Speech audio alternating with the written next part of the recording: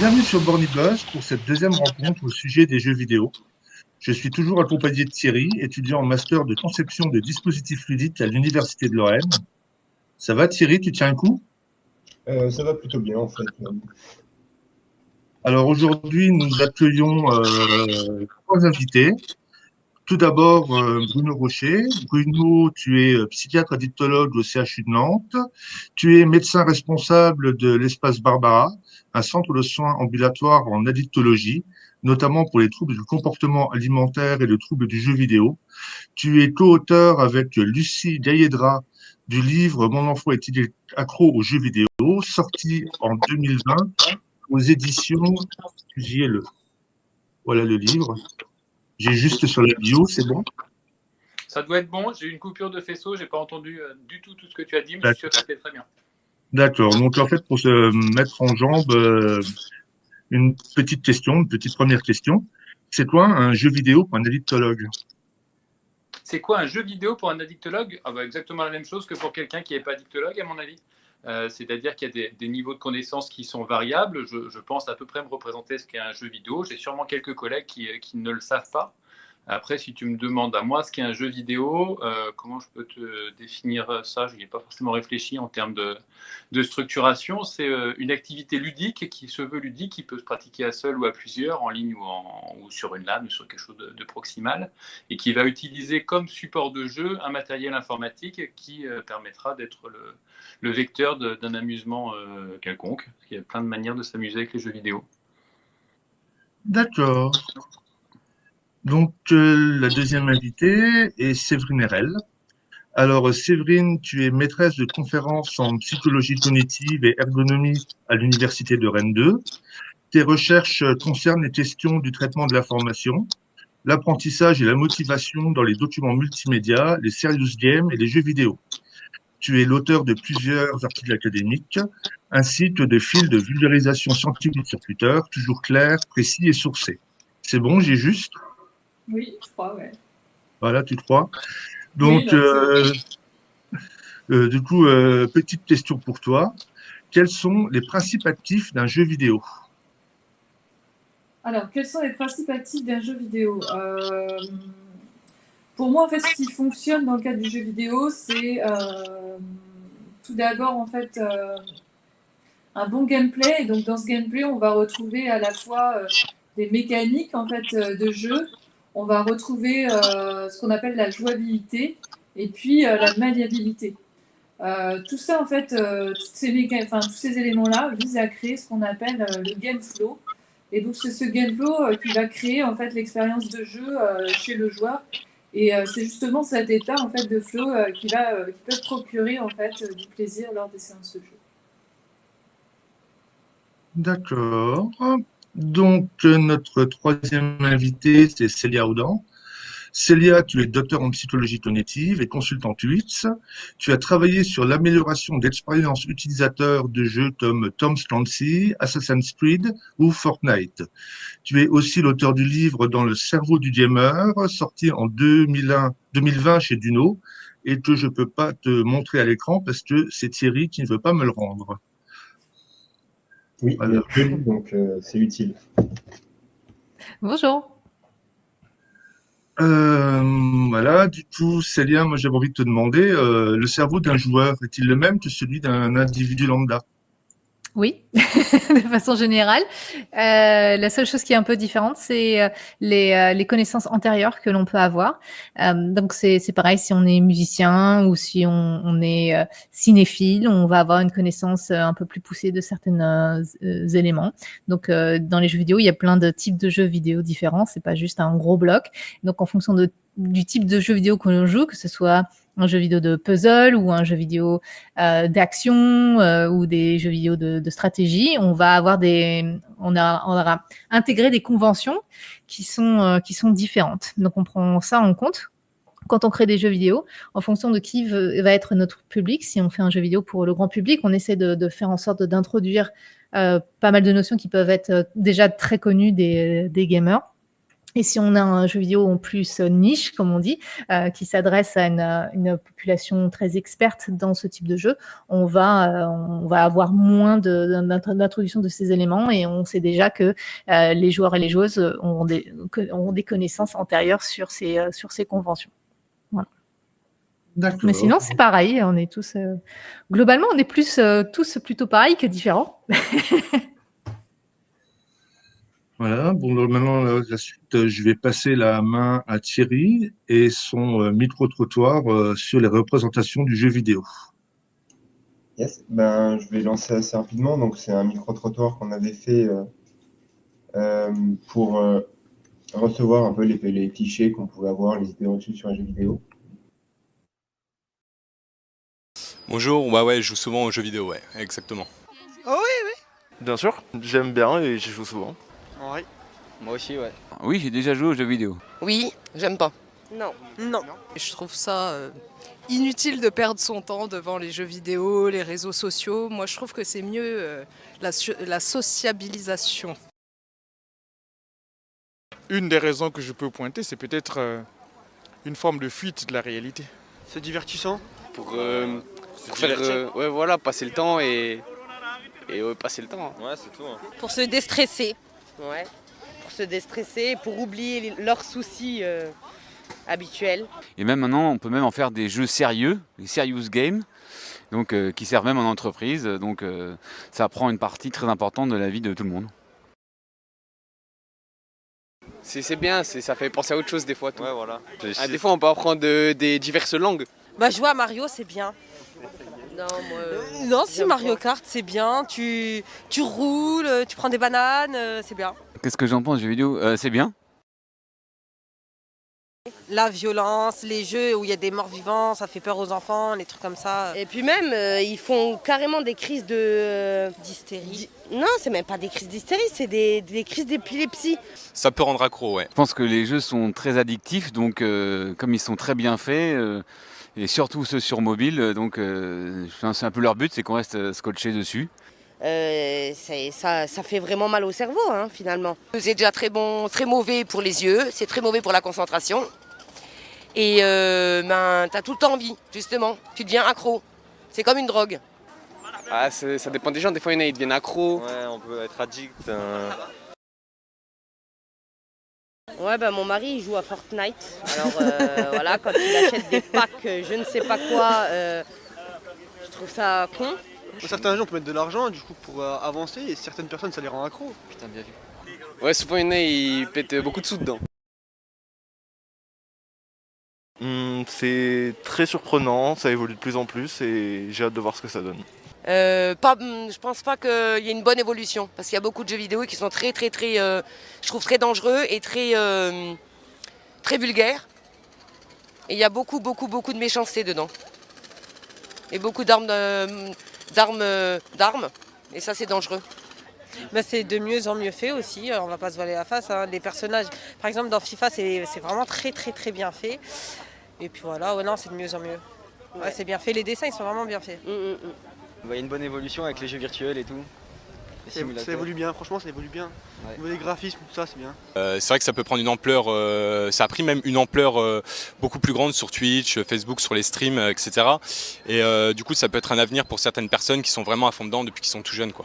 Moi j'aimais bien notre temps où on n'avait rien, on jouait avec des cailloux. Je trouve ça ridicule. Il y a même des paris sur les jeux vidéo, ça. Il y a des gens, ils arrivent à en faire leur travail, à travailler, à aider des jeunes, tout ça.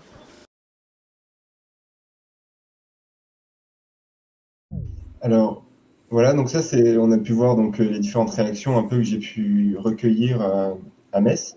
Donc, on voit qu'il y a beaucoup d'idées reçues qui véhiculent, un peu dans tous les sens, il y a un peu de positif, un peu de négatif. Et moi, ce qui nous intéressait en général, c'est d'avoir un peu votre avis, du coup, l'avis de professionnels du milieu, notamment sur les questions un peu plus médicales ou en ce qui traitait, il y a beaucoup de gens qui ont parlé d'addiction, savoir un peu ce qu'il en était, ce que vous en pensiez. Après, qui veut prendre la parole en premier? Là, il n'y a pas vraiment d'ordre.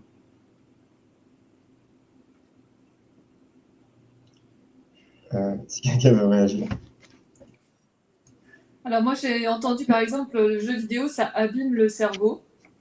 Alors la littérature en fait elle n'est pas très en accord avec ça. Euh, En fait dans l'idée le jeu vidéo quand il est utilisé de manière raisonnée, quand on se fixe des temps en fait d'utilisation qui sont raisonnables en fait par jour. Donc il y a des estimations qui ont été faites et on dit que grosso modo sur les études de Stanford on est autour de 2 heures pour un usage à peu près raisonnable du jeu vidéo.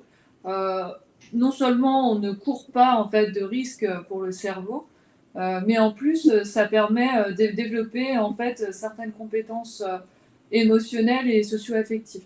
Donc un usage raisonné en fait du jeu vidéo normalement ne produit pas d'effets négatifs en fait sur le cerveau.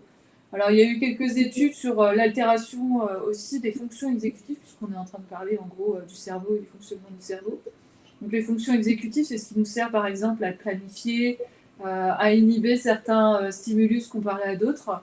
Et donc il y a eu quelques études qui ont été menées là-dessus pour essayer de savoir s'il y avait en fait une atteinte de ces fonctions exécutives liées à l'utilisation du liées à l'utilisation du jeu vidéo. Donc, et au final, dans la littérature, il n'y a rien aujourd'hui qui permet d'étayer cette piste-là. Il y a quelques corrélations, mais très faibles, mais en tout cas rien qui permet en fait aujourd'hui de dire qu'un usage du jeu vidéo va nuire aux fonctions exécutives. Même chose pour le QI. Alors on a beaucoup entendu la question de la décérébration et de la baisse du QI, notamment liée à la pratique du jeu vidéo. Il y a eu cette fameuse étude notamment de Dutton et Lin qui dit en gros et qui avait servi énormément justement pour pouvoir un peu incriminer le jeu vidéo, qui disait que le QI des Français moyen baissait notamment pour certains liés en fait à cet usage du jeu vidéo chez les jeunes. Aujourd'hui à Rennes, il y a une étude qui a été produite par des collègues à moi du LP3C qui montre en fait que le QI en fait, des individus ne diminue pas, des Français aujourd'hui ne diminue pas. Donc à partir du moment où le QI ne diminue pas, d'autres études montrent la même chose en regardant notamment l'usage du jeu vidéo. Mais à partir du moment où le QI ne diminue pas, c'est difficile d'incriminer le jeu vidéo. Après, tout est question d'usage raisonné. Si évidemment vous ne faites que ça pendant 8 heures par jour, tous les jours de votre vie, bah, forcément il va se passer des choses pas terribles. Alors votre cerveau va pas se décomposer, mais en fait, grosso modo, ça va nuire à votre quotidien, ça va nuire à votre développement d'autres aspects, socialisation, etc. Donc, pour moi, à partir du moment où on reste en fait dans un usage raisonné, il n'y a pas de risque à pratiquer le jeu vidéo. Merci. Célia, vous vouliez réagir aussi vis-à-vis du micro-trottoir, de ce qu'on avait vu? Je voulais plutôt laisser Bruno parler parce que c'était surtout autour de l'addiction. Non, je rejoins Séverine. Donc c'est de ce que j'ai pu. Alors moi, je suis dans l'industrie évidemment, donc forcément, je suis un peu biaisée.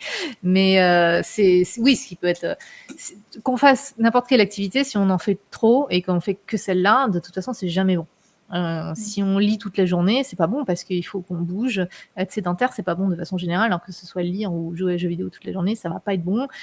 Pour se développer, on a besoin de jouer. Le jeu vidéo, comme l'a précisé Bruno au début, c'est une activité ludique. Le jeu, on sait que ça permet le développement social et cognitif de l'enfant, mais aussi l'adulte. Et donc, c'est très important de jouer. Donc, c'est bien d'avoir une activité ludique. Après, c'est mieux, bien sûr, si on a cette activité variée. Donc, on joue au foot, et on joue aux jeux vidéo, et on joue aux jeux de plateau, etc. Ok, merci. Et enfin, du coup, le principal intéressé pour la fin. Bruno, si vous voulez répondre, votre micro est coupé juste. Faut le réactiver. C'est pas moi qui l'ai demandé. Là, ça fonctionne ? Oui, c'est bon. Ah, d'accord, alors très bien. Du coup, la question de l'addiction, effectivement, c'est sûrement ce qui m'intéresse le plus dans ces questions-là, mais c'est pas le seul intérêt que j'ai pour les jeux vidéo. Après, c'est souvent là-dessus que je suis interrogé. Je fais la même remarque que Célia. Je suis pour le coup biaisé de mon activité. Après, je suis très content de l'entendre s'exprimer avec des échanges qu'on a déjà pu avoir ensemble. Et puis Séverine aussi, c'est-à-dire que moi, mon boulot et la question de l'addiction aux jeux vidéo, c'est la question de la dérégulation et de la perte de l'équilibre des centres de loisirs, des activités quotidiennes. Et effectivement, les patients qui viennent nous voir, c'est des consommateurs de jeux vidéo de 8-10 heures par jour. Et à partir du moment où on a un comportement monocentré, c'est toujours le même, assez stéréotypé, avec des fois un peu de pseudo-diversification, parce qu'effectivement, on a l'impression qu'une partie de LoL, c'est pas la même d'une fois sur l'autre, mais enfin, une année complète de LoL à 8 heures par jour, il y a un moment, ça fait des dégâts. Et du coup, moi, mon propos, c'est de m'intéresser à ces questions-là. Et ce que je pense, et ce que j'affirme haut et fort, pas forcément avec des études, mais avec un bon sens clinique assez évident, c'est que le billard a jamais créé un nombre de passionnés aussi important que le jeu vidéo, par exemple, ou n'importe quelle... Les activités de fléchettes, il y a des gens qui sont passionnés, même la musique, ça peut être passionnant, mais ça n'entraîne pas forcément autant de dérives d'une certaine manière à avoir que cette activité au quotidien à réaliser. Et je pense que le jeu vidéo, du coup, paye les pots cassés de l'intérêt que ça porte et de l'attrait que ça a auprès des publics jeunes et moins jeunes d'ailleurs. Et du coup, il faut pouvoir s'occuper de ça. Et voilà, il ne s'agit pas d'incriminer les gens, mais de dire qu'il y a une réalité de beaucoup de dérives. Le jeu vidéo est pas si souvent que ça très équilibré. En tout cas, je pense qu'il est plus déséquilibré que la moyenne des activités ludiques. Ok, ouais. C'est assez intéressant ce que vous dites, du coup, notamment dans la comparaison avec les jeux vidéo, avec les jeux plus lambda. Et vous n'arrivez pas à expliquer pour l'instant pourquoi vous pensez que le jeu vidéo, justement, comme vous le dites, suscite beaucoup plus de comportements excessifs que les jeux normaux, entre guillemets. Non, c'est pas facilement explicable. En tout cas, c'est difficilement prouvable parce qu'il faudrait monter des études sur du très long cours, sur des trucs prospectifs et tellement sociologiques qu'on n'a jamais de preuves en sociologie. Enfin, moi, je considère que non. C'est des pistes explicatives et des choses qui sont comme ça. Après, sur ce que l'on a vu, par exemple, sur la période de Covid qu'on est en train de traverser, on voit bien que les gamers sont très adaptés à la situation et globalement, moi, j'ai vu un effondrement des demandes de consultation pour jeux vidéo depuis 1 an et demi. Je l'explique pas, je le constate et souvent je parle des constats qu'on fait dans la clinique avec quelques appuis épidémiologiques qui sont présents et qui sont des constats. Sur la question anorexique par exemple, qui est l'autre activité clinique que j'ai, on voit un doublement, 1,5 voire x2 de demandes de prise en charge avec une épidémie d'anorexie qui est assez monstrueuse et qu'il faut réussir à gérer. Sur les jeux vidéo, je l'affirme, on n'en voit pas actuellement sur cette période de Covid et je pense qu'on n'en voit pas parce qu'ils sont adaptés à leur milieu, que la question du télétravail, téléscolarité, télémachin, téléfamille et amis, ça leur convient très bien et les quelques-uns que j'ai revus en consultation qui avaient déjà engagé des produits, ils sont effectivement relativement à l'aise dans cette situation-là. Donc je pense que la souffrance du jeu vidéo, c'est aussi une souffrance d'adaptation ou désadaptation à la société, à la sociologie dans laquelle il se développe. Ok, merci. Et même vis-à-vis du jeu vidéo, est-ce que vous avez l'impression de remarquer une évolution des comportements addictogènes? Par exemple, depuis Counter-Strike à League of Legends, est-ce que maintenant il y a plus de joueurs qui sont accros ou pas forcément? Non, je pense qu'il n'y en a pas plus. On a vraiment vu des phases qui dépendaient aussi des sorties vidéoludiques et de l'industrie. C'est normal, ça se colle au processus de développement et de sortie des jeux, à une certaine activité de mode, pour ce qui est des primaires et collégiens, et je pense à Fortnite pour le coup. Effectivement, on sait très bien que quand il y a une activité qui prend de la place, elle prend de la place par tâche d'huile, et puis parce que tout le monde veut jouer au titre phare, c'est tombé sur Fortnite, je veux dire tant mieux pour eux, et ça aurait pu tomber sur un autre, et je n'incrimine surtout pas la question de ce type de jeu en particulier. Donc moi j'ai vu depuis que je pratique dans cette question-là depuis 2007-2008, finalement toute une phase de WoW sur les années 2007-2010, puis après l'arrivée des FPS et voilà, puis LoL dernièrement, et puis là je ne sais plus quelle est la mode, enfin on en a plein et ça varie de temps en temps, mais systématiquement on a des titres phares qui viennent, mais voilà, il y a des vieux jeux qui réapparaissent, il y a des fois du FPS, des fois du MMO, des fois du jeu de stratégie, enfin on a un petit peu de tout, avec quelques titres phares en fonction des modes.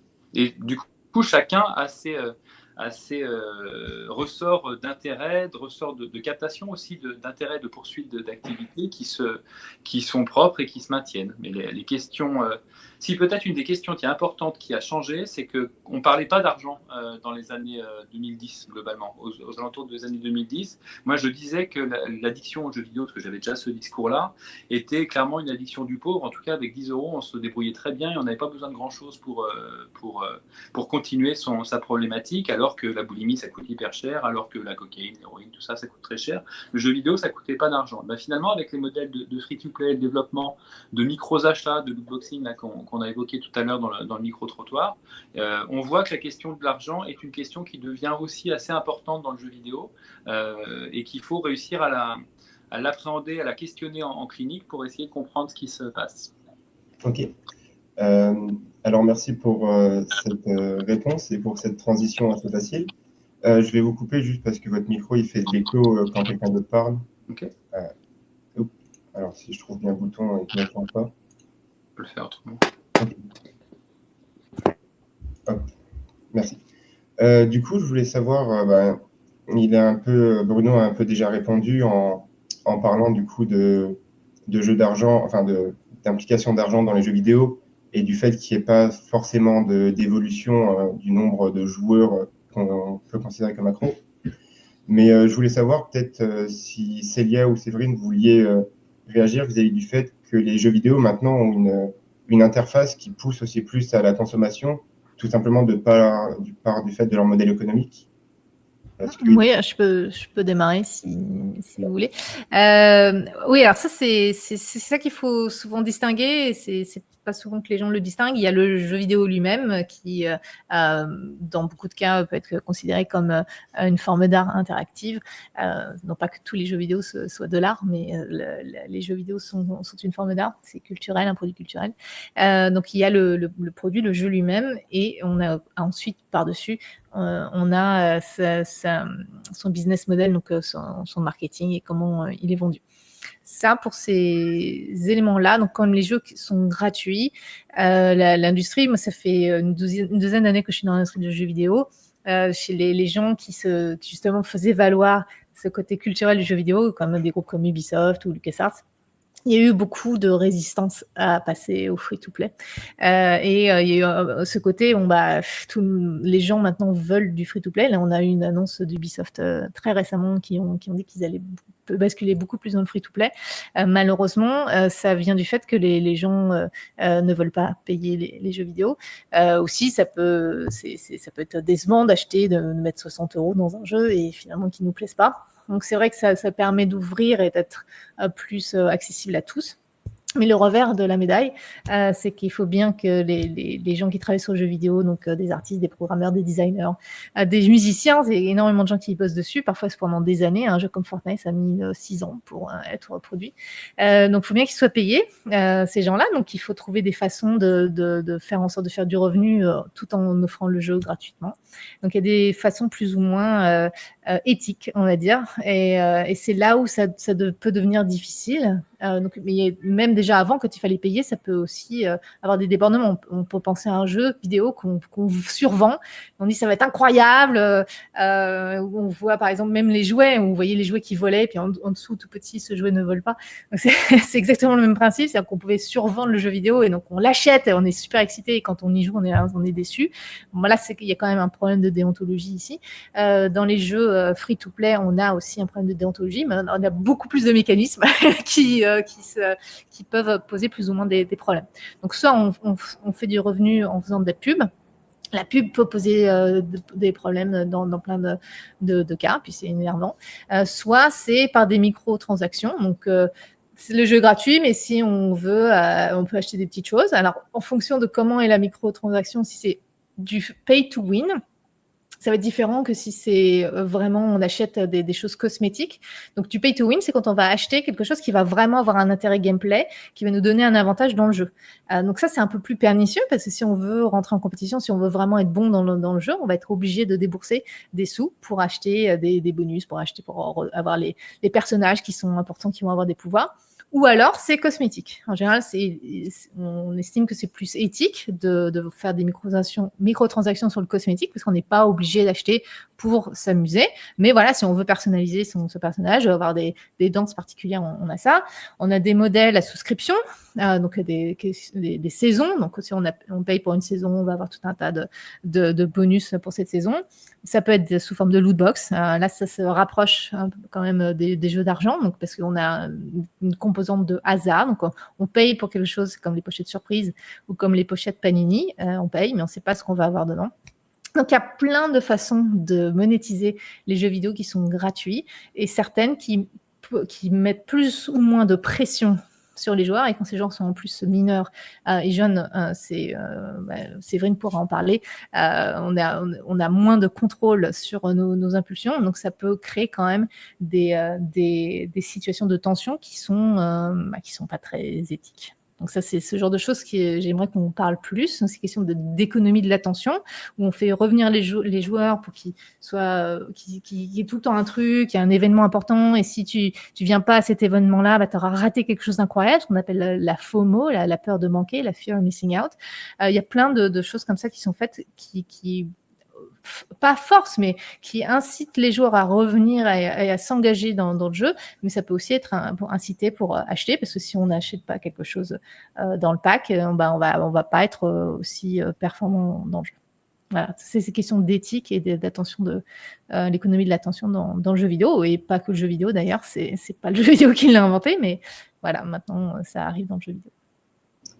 Merci. Séverine, tu avais quelque chose à ajouter ou on peut passer à la question de l'ado sinon?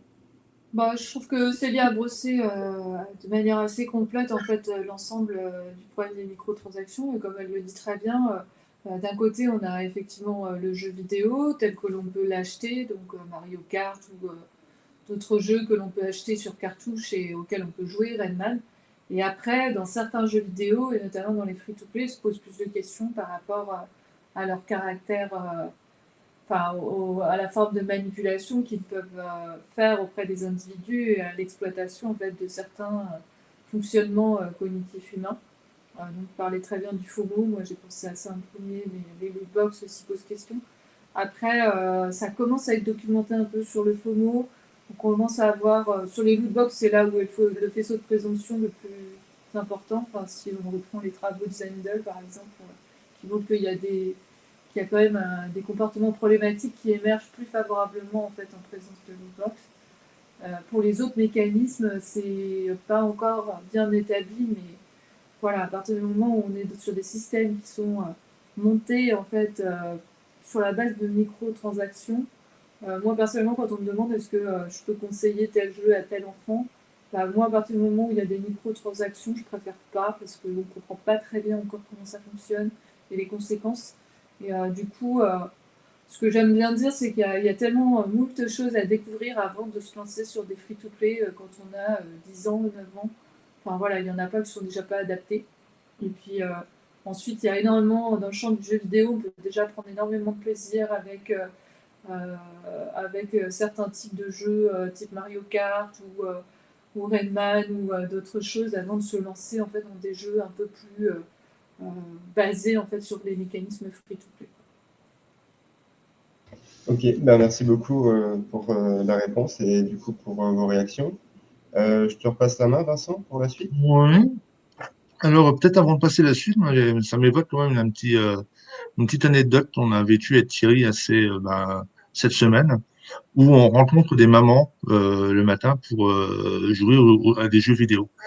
Et on leur a fait découvrir des jeux plutôt coopératifs. Donc, cette semaine, c'était un petit tel 12e. Et c'est vrai qu'elles étaient finalement en demande de rejouer encore.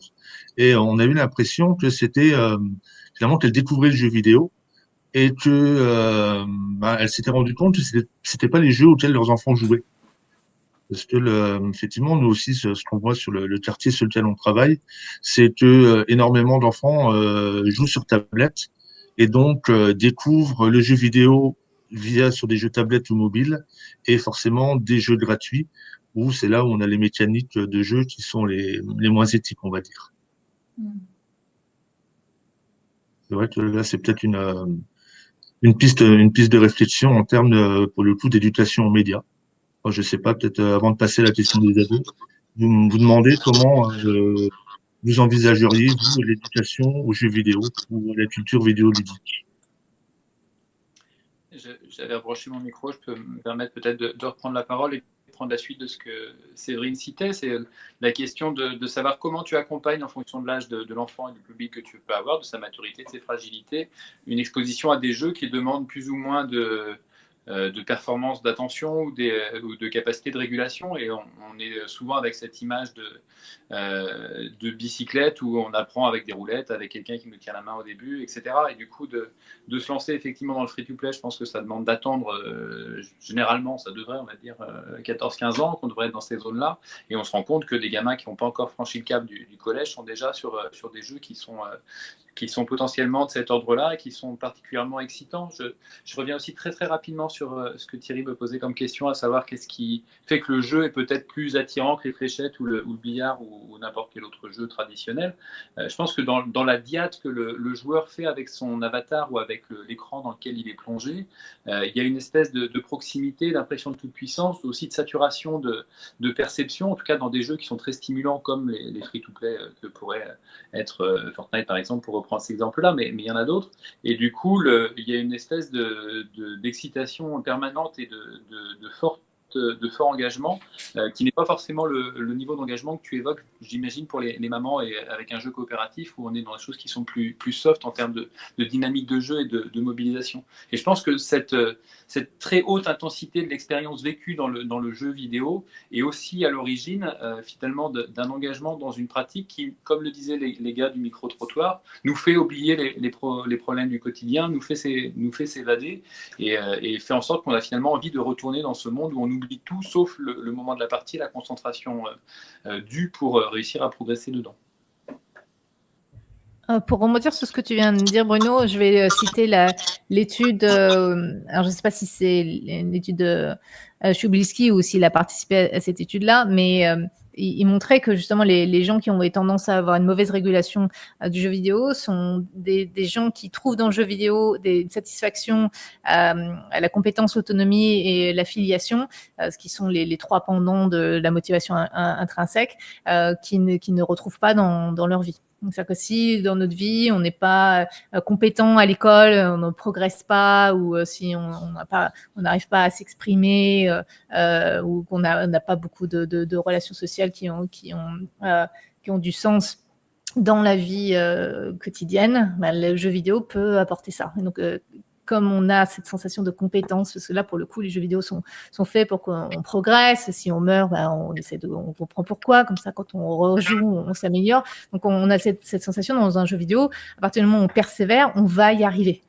Donc, on a un contrôle qu'on peut ne pas avoir dans la vie. Et donc, forcément, si c'est plus difficile d'avoir ce genre de sensation dans la vie réelle, on peut effectivement le retrouver dans le jeu vidéo et ça peut être une échappatoire dans ces cas. Oui, tout à fait. Et puis je me permets de compléter du coup et de faire le pendant clinique qui va tout à fait avec ce que tu évoques là. C'est que finalement, on est dans les joueurs de jeux vidéo qui arrivent jusqu'en consultation pour jeux vidéo excessifs ou addiction. Clairement, on voit bien que c'est des gamins qui ont eu certaines difficultés, certains parcours de vie un peu difficiles, des tensions familiales, des difficultés d'insertion à l'école, une espèce d'angoisse ou de tension relationnelle avec les autres qui ne sont pas parfaitement bien dans leur basket dès le début. Et ça, c'est un tableau qui est différent de la jeune fille anorexique que je disais que j'accueille aussi dans le service, où des fois, c'est vraiment le coup de tonnerre dans le ciel serein, il se passe rien et d'un coup elle décroche dans un processus d'anorexie. Le joueur de jeux vidéo a quand même quelques difficultés qui étaient notables et qui vont du coup dans le pendant de ce que tu disais de l'étude tout à l'heure et qui est dans certaines difficultés à trouver autant de satisfaction dans la vie normale et du coup possibilité d'avoir refuge dans le jeu vidéo.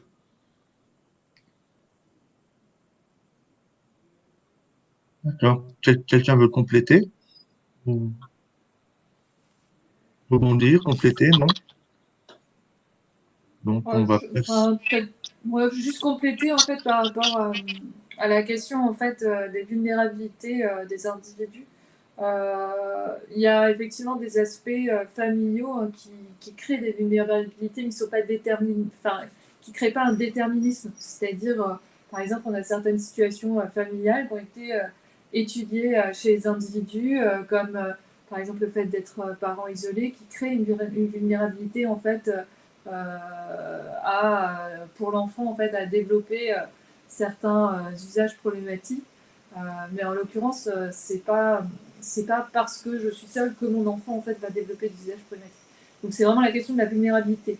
Et mélangé à tout ça, il y a aussi tout un lot en fait d'autres vulnérabilités, et notamment des aspects traits de personnalité aussi. Par exemple, les traits de personnalité autour de l'impulsivité peuvent créer en fait des vulnérabilités à développer des usages problématiques. Et puis également, il y a certains traits plutôt, on va dire, plus biologiques, notamment liés, par exemple, à la sérotonine et tout ça, donc tout ce qui va jouer autour de l'anxiété, qui peuvent aussi créer en fait des vulnérabilités.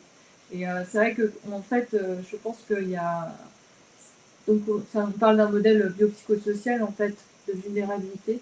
Et quand les individus en fait cochent plusieurs cases à la fois sur des traits psychologiques, mais aussi sur des aspects sociologiques et aussi sur des aspects biologiques, bah, c'est chez ces individus-là où on risque en fait de voir plus probablement, mais sans déterminisme réel, mais plus probablement en fait développer des usages problématiques des jeux vidéo.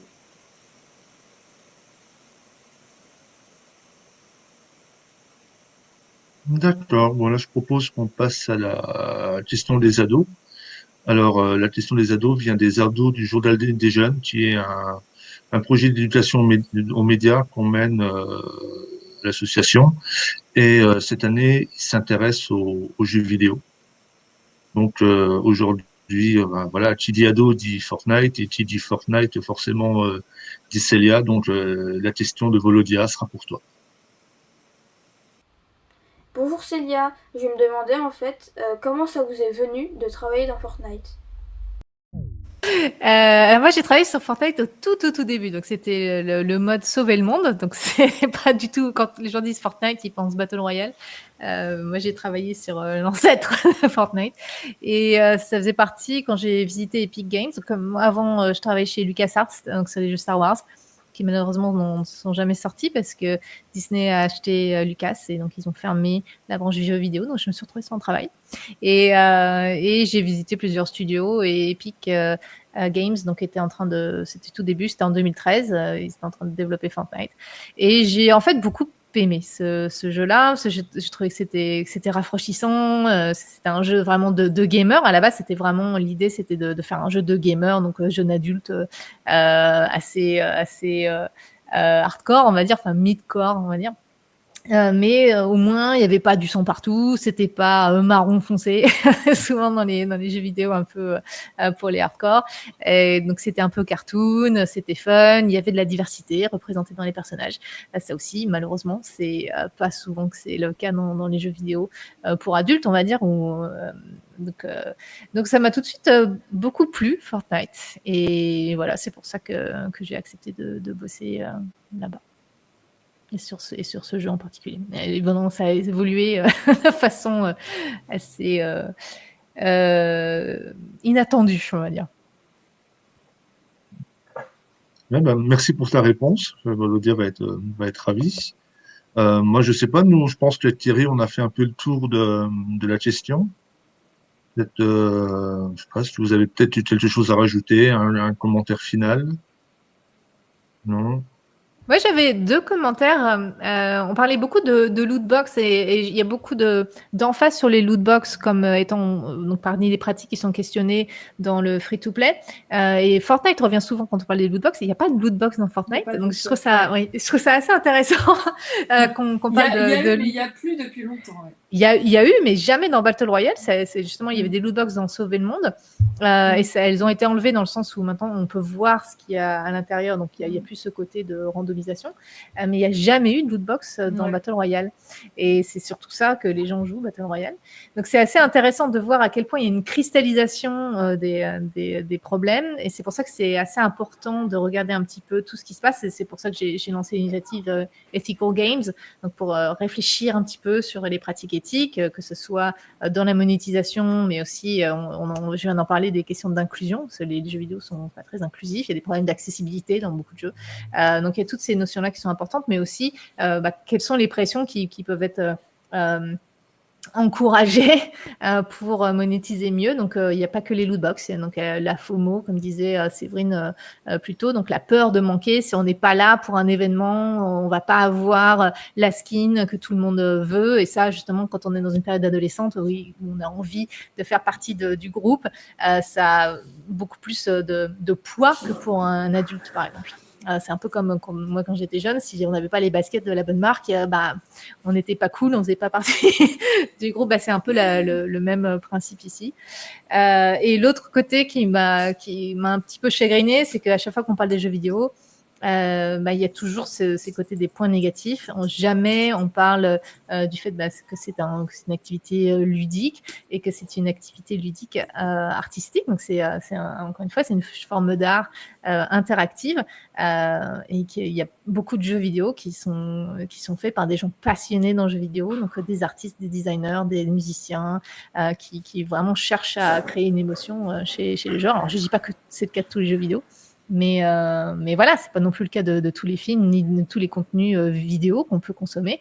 Cependant, quand on parle de films, la première chose qui nous vient à l'esprit, c'est quand même l'aspect artistique du film. Donc voilà, j'espère qu'il va y avoir un jour qu'à la fois on va prendre en compte les problématiques et les soucis éthiques liés à la monétisation des jeux, mais qu'aussi on va remettre en valeur l'aspect culturel des jeux vidéo. Je trouve que c'est une très belle conclusion, moi. Je trouve aussi. Après, moi, j'aime les jeux vidéo, j'ai grandi avec. Donc, bon, forcément, j'aime beaucoup les jeux vidéo. Bruno, peut-être un petit message final? Avec un micro. Son message est... Enfin, ouais, son micro. Pardon, je disais que c'était une très belle conclusion que Célia avait donnée, donc je n'avais pas forcément d'autres messages à apporter. Je trouve que la tonalité de nos échanges, puisqu'on s'est déjà croisé avec Célia et Séverine à différentes reprises, et puis avec toi aussi, du coup, Vincent, continue à être de plus en plus apaisée. Donc je trouve que le message que Célia prône de bien visualiser les aspects positifs du jeu vidéo est en cours de mise en marche, et moi je demande que ça. Après, effectivement, de ma place de médecin, finalement, je demande à l'industrie d'avoir un petit warning et un peu de reconnaissance aussi du fait que des fois le produit qu'il met en usage et dans les pattes des enfants, des adultes et tout le monde peut avoir des effets secondaires et qu'il faut, j'avais pas forcément réclamer des sous, des moyens ou quoi que ce soit, même si ça pourrait être une bonne chose, il y a des modèles qui se font comme ça, mais au moins pas passer son temps à dire que non, le jeu vidéo n'est jamais problématique, et quand il est problématique, c'est forcément de la raison du patient ou des parents ou d'un tel, mais jamais de nous, du jeu que l'on donne, alors que comme l'a dit Séverine, c'est une problématique biopsychosociale et que la question du produit qu'on met entre les mains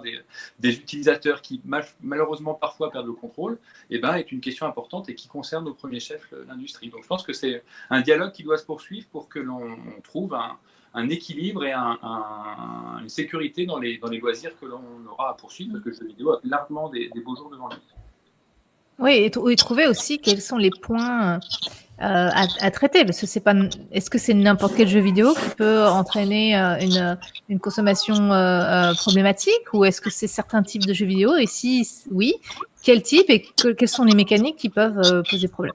Mais le problème, c'est que c'est pas très précis, c'est un peu ce que j'évoquais tout à l'heure. Nous, le jeu vidéo qui pose problème, c'est un jeu vidéo qui va être soit hyper immersif, soit extrêmement stimulant. Et ça, c'est quand même, 70% de la palette des jeux vidéo qui existent sur le marché. Et on va surtout pas supprimer tous les jeux stimulants. Moi, ça me paraît très bien. Fortnite me paraît un jeu très bien. Tous les jeux de tir, Call of, etc. Les jeux de foot, FIFA, on en voit plein en consulte. On va sûrement pas supprimer toute cette palette de jeux. Il faut juste savoir qu'à certains moments, quand ça commence à se déréguler, qu'il y a trop de jeux, que ça fait trop de dégâts, soit dans la sphère relationnelle, soit dans le sommeil, soit dans n'importe quoi, il faut pouvoir avoir un message de warning de peut-être que j'utilise à mauvais escient trop, et que l'industrie devrait être relais de ce message-là. Et je pense, pour apporter ma petite pierre à la conclusion aussi, je pense qu'il y a encore aussi énormément de choses à faire en matière d'éducation média. Alors, moi, je sais que Vincent fait des choses très bien. Comme je le disais, il faudrait qu'on ait des Vincent partout. En fait, ce serait parfait. Le problème, c'est qu'aujourd'hui, on met les gamins devant des jeux qui ne sont pas adaptés. Les ados, on leur explique pas nécessairement en fait les mécaniques de dark pattern, alors que moi je trouve que ce serait essentiel en fait dans le cadre de prévention de leur dire ça, regarde, ça c'est du FOMO, donc là on va jouer sur le fait que tu n'as pas envie de rater, mais en fait c'est une mécanique en fait du jeu que là en gros pour que tu dépenses de l'argent, donc après libre à toi, mais il faut que tu comprennes. Et ce versant là aujourd'hui malheureusement toute la sphère éducation média, je trouve qu'il y a des assos qui font ce qu'elles peuvent pour essayer de promouvoir. Il y a effectivement des médiateurs du numérique, mais moi, idéalement, j'aimerais voir des médiateurs du numérique dans toutes les écoles et pas simplement de passage une journée par an, qui puissent vraiment faire de vrais cycles bien complets en fait sur comment utiliser de manière correcte en fait les jeux vidéo et comment se prémunir d'une partie de ces jeux vidéo qui peuvent en fait causer des usages problématiques, et notamment les microtransactions. Et le problème, c'est que la majorité des parents qui font plaisir à leurs enfants et qui disent ok ouais tu peux jouer à ça. En fait, eux-mêmes n'ont même pas en fait conscience de ce qu'il y a en fait dans le jeu vidéo. Aujourd'hui, je pense qu'on peut demander à n'importe quel parent bon bah Fortnite comment ça fonctionne et comment ils se rémunèrent en fait là-dessus, etc. Et je pense que très peu de parents en fait ont compris exactement ce qu'il y a dedans. Overwatch, c'est pareil. Enfin voilà, et à partir du moment où si un jour les parents et aussi les enfants sont capables en fait de comprendre, alors les petits c'est plus compliqué, mais les ados quand même avec la maturité, sont capables de se dire voilà, si je suis face à tel jeu, dans ce jeu-là, il y a tel type de dark pattern, je l'ai reconnu. Bah, qu'ils puissent avoir en fait cette possibilité de prendre du recul, de dire ok, bon là en fait le truc, il me demande de revenir, mais est-ce que c'est vraiment essentiel en fait? Ouais, ils veulent que je dépense des sous, bah peut-être que j'ai pas envie de dépenser des sous. Enfin voilà, à partir du moment où on expliquera correctement en fait toutes ces mécaniques autour du média, jeux vidéo, je pense que déjà on aura fait beaucoup en termes de prévention, notamment prévenir un petit peu tout ce qu'il y a en termes d'usage problématique. Eh bien, merci. Non, je vais peut-être demander à Thierry, qui, du coup, peut réagir à deux casquettes en tant que, dans le cadre de son stage actuellement, tu travailles sur ce genre de cette notamment une là sur les dark patterns et le marketing dans les jeux vidéo, et peut-être après sur l'autre casquette, sur celle de concepteur de jeux, créateur de jeux vidéo. C'est aussi vers là que tu te dessines. Donc voilà, on te laisse finalement le mot de la conclusion. Tu es la prochaine génération, soit de médiateur, soit de créateur de jeux vidéo. Donc voilà, on te laisse ce mot de la fin. Sans aucune pression. Sans aucune pression aucune, jamais, jamais. Ben moi, je suis très content de vous avoir reçu déjà aujourd'hui parce que dans le cadre de mon mémoire, j'ai été amené à lire beaucoup de littérature scientifique et comparé à beaucoup de vos confrères, je trouve vos avis vachement positifs sur le jeu vidéo en général. Et on sent que vous maîtrisez le sujet. Enfin, au niveau de vos recherches, c'est plus qu'évident, mais aussi au niveau du jeu vidéo. Quand je vous entends parler, ça fait vraiment écho avec ce que j'ai vu et ce que j'ai étudié. Et on sent que vous êtes quand même assez précis là-dedans. Donc, ça fait plaisir. Félicitations, je trouve. Et sinon, à côté de ça, pour ce que Célia disait vis-à-vis du jeu en tant qu'objet culturel, c'est vraiment le cœur de ce qu'on essaye de nous apprendre dans le master. Donc, du jeu vidéo comment il s'inscrit en tant qu'objet culturel et toutes les utilisations qu'on va pouvoir en faire. Et du coup, moi, personnellement, en tant que futur concepteur de jeux vidéo, j'ouvre ma boîte bientôt, je m'étais déjà inspiré de ce que vous aviez pu faire avec Ethical Games, et on va essayer d'inscrire nos jeux dans la continuité et de faire des jeux aussi éthiques que possible. Voilà. Voilà, c'était c'était le mot de la fin. Je tenais à vous remercier tous pour votre participation. Voilà, on va se retrouver bientôt pour une troisième et dernière rencontre. En attendant, n'oubliez pas que le jeu vidéo est avant tout un jeu et que jouer, c'est bon pour la santé.